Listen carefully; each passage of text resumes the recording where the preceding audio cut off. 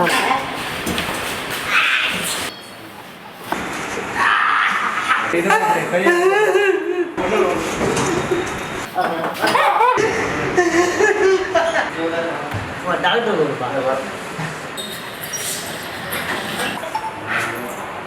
என்னாச்சு சார்? என்ன தொந்தரவு? ரத்தம் பாஸ் ஆகுது சார்.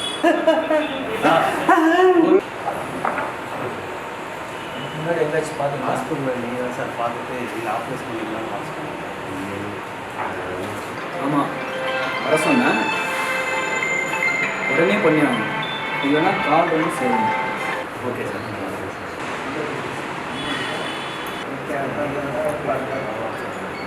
சொன்னேன் இன்றைக்கி சனிக்கிழமை ஈவினிங் 5 மணி ஆகிடுச்சு.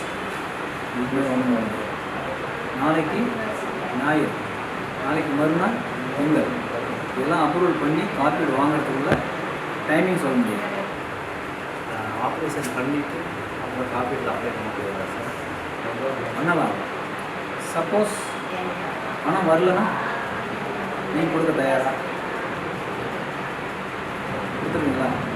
1 லட்ச ரூபா வரும்.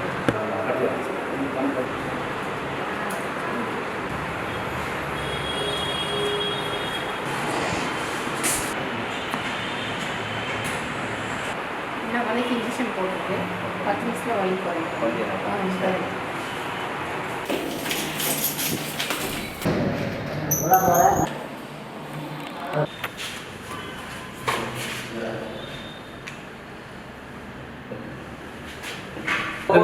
பட்டன் சாப்பிடுங்க, வேகமாக சாப்பிடுங்க.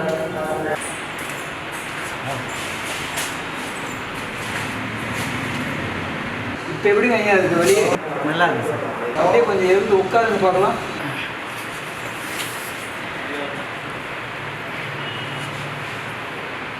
கொஞ்சம் அப்படியே நில்லுங்க, 2 ஸ்டெப் கட்டுங்க.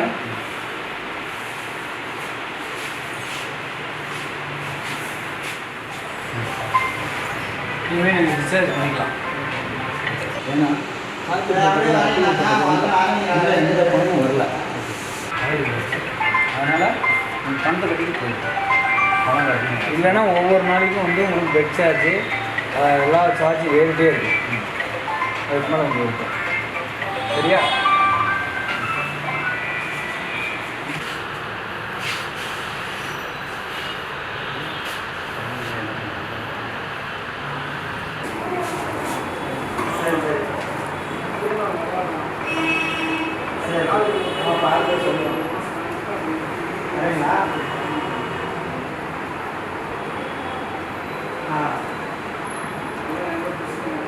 போகுது, போயிட்டே இருக்கு.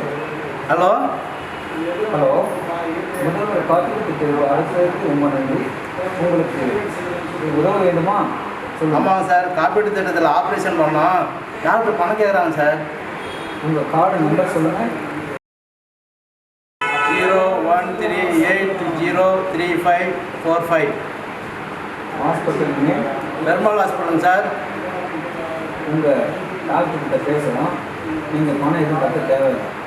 ரொம்ப நன்றிங்க ஐயா. ஹெட் ஆஃபீஸிலேருந்து பேசுகிறேங்க. பெருமாள் ஹாஸ்பிட்டலா? ஆமாம் சார். உங்களுக்கு நோயாளிகளை ஏமாத்துறது வழக்கமாக போச்சு. உங்கள் பேஷண்ட்டு செல்வத்துக்கிட்ட பணம் காட்டியாமே? இல்லைங்க சார். பொய் சொல்லாதீங்க. காப்பாடுத்துக்கிட்டேயும் பணம் வாங்கிக்கிறது, பேஷண்ட்டுக்கிட்டேயும் பணம் வாங்குறது. செல்வத்தை டிஸ்சார்ஜ் பண்ணுறோன்னா கேஸை ஃபைல் பண்ணிடுவோம். ஓகே சார், நான் உடனே டிஸ்சார்ஜ் பண்ணிடுறேன் சார்.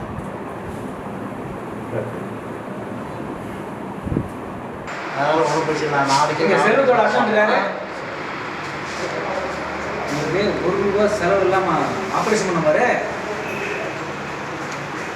என்னங்க சார்?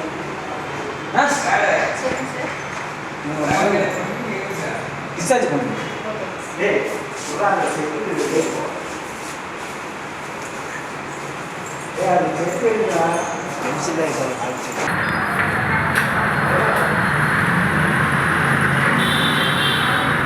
முதல்வர் காப்பீடு திட்ட முறைகேட்டில் எம்கே ஹாஸ்பிட்டல் மூலம் காரணம்னு சொல்கிறாங்க. ஆமாம்மா, நான் படித்ததுனால டாக்டர் செஞ்ச தப்பை அரசாங்கம் அரசாங்கத்துக்கு தெரியப்படுத்திட்டேன். சரியான நேரத்தில் சரியான நடவடிக்கை அரசாங்கம் எடுத்ததுனால எம்கே ஹாஸ்பிட்டலை க்ளோஸ் பண்ணிட்டாங்க. இந்த மாதிரி இந்த ஹாஸ்பிட்டலில் எவ்வளோ மக்களை ஏமாத்துனாங்கன்னு தெரியல. அரசாங்கத்துக்கு ரொம்ப நன்றி.